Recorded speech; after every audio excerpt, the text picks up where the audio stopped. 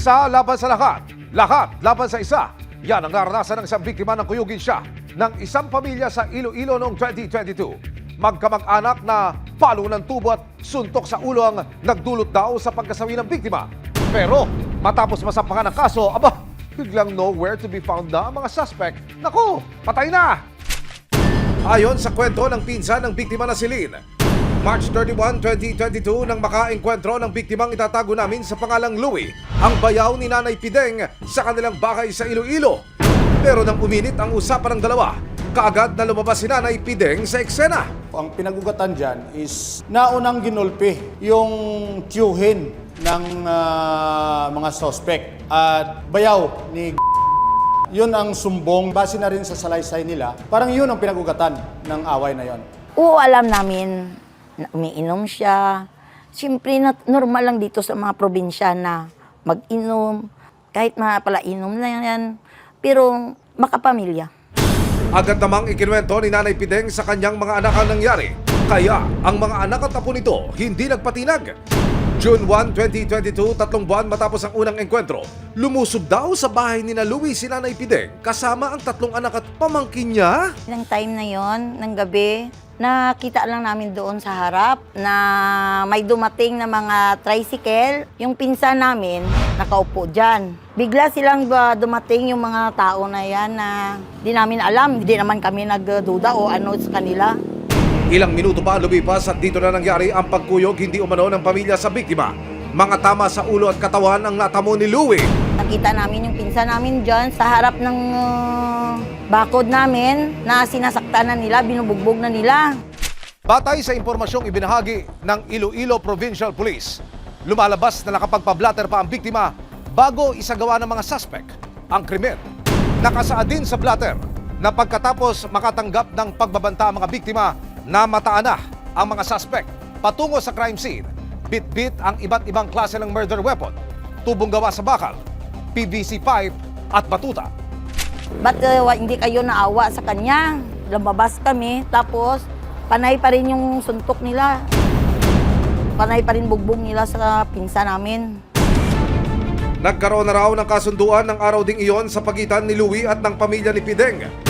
Pero June 9, 2022, hinimatay sa bahay si Louie at tuluyan ang binawian ng buhay. Nung June 8, nagreklamo na daw po si yung biktima natin na medyo masama pa rin po yung pakiramdam niya.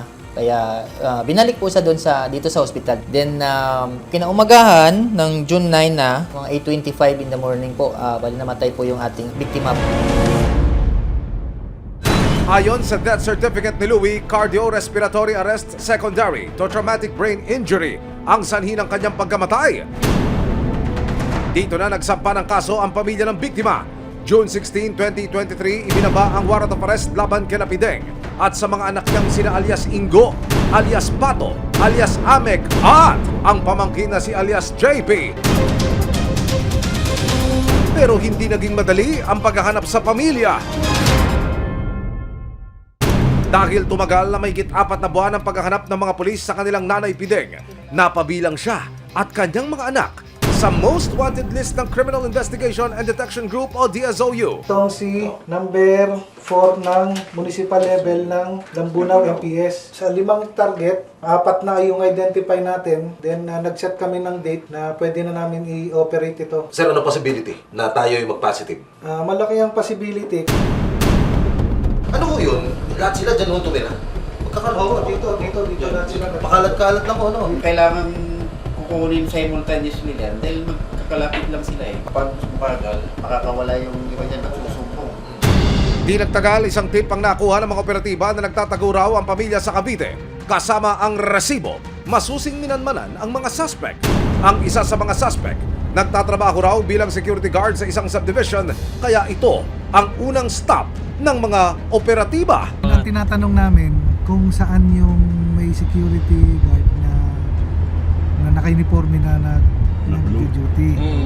Sabi nila dyan sa main. Ngayon may nabanggit sila. Pag in-approach natin yung hindi natin alam kung bibigay niya o hindi. Pero mukhang maingat si Kuya. Hanggang ang pinsan ng magkakapatid, napansin ng isang pamilyar na lugar. Katulad daw ito sa background ni alias JP sa kanyang mga TikTok video. parang siya nga yata. Yun yung background na yun, yung ano nila. Gusto lang natin matrace yung dalawa pa. Sa ikalawang araw ng pagmamanman, isa-isa nang naglitawan ang iba pang mga wanted. Ay, oo, sir, ito. Mga 60. Paharapin mo lang sa ano. Marap ka lang. Mga 60 plus yun, Lola na lola. Ayun, nakagrado ng salamin Nakita na rin ng mga operatiba si Nanay Pideng nang makumpirma ang mga lokasyon ng 5 suspect. Agad ikirasa ng CIDG DSOU ang pag-aresto sa pamilya. Kasama ang resibo, nagpunta ulit ang CIDG DSOU sa Cavite. Target house natin, ito, Yung at ito. No escape na mga kuya!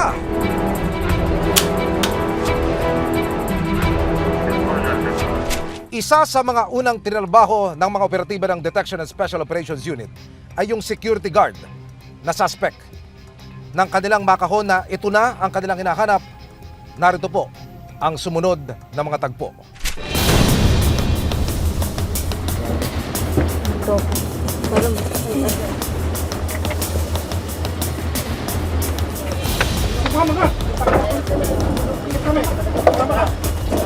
Tumama ka, huli kami.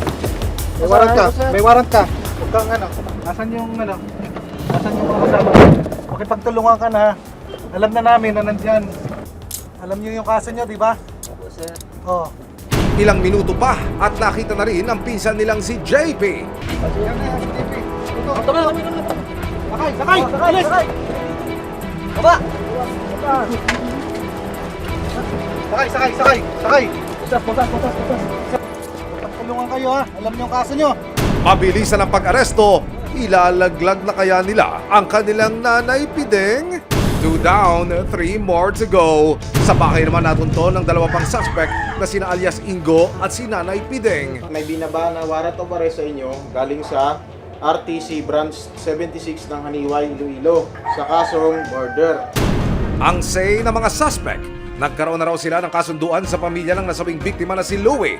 Sa buhay pa siya. Sabi niya na okay niya eh.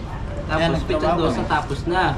Git naman ng mga anak ni Nanay Pideng, pinagtanggulang daw nila ang kanilang magulang. Sinundo namin yung mama ko, pagbaba ng motor, may kutsilyo siya eh. Pinalo ko siya ng puno. Nakaharap sa kasong murder ang pamilya. Kung mapatunayang may sala, nakaharap sila sa 20 hanggang 40 taon na pagkakakulong. May pumasok po na na elemento ng crime of murder. Isa na dito yung yung tinatawag natin na evident premeditation o pinagplanuhan para bugbugin. Tsaka yung pagtulong-tulungan nila na gawin yun. Yun po nawalan siya ng kakayahang depensahan yung sarili niya dahil pinagtulungan siya. Para sa pamilya ng biktima, dito na sana magtapos ang gulo ng 2 panig. Samantala, patuloy pa rin ang paghahanap ng mga otoridad sa isa pang suspect na si alias Ameng. Sa ating kababayan, kung alam nila kung saan nagtatago itong isa pang suspect, pumunta lang po dito sa opisina natin, dito sa Detection and Special Operations Unit para ating mabigyan ng hustisya ang ating mga biktima.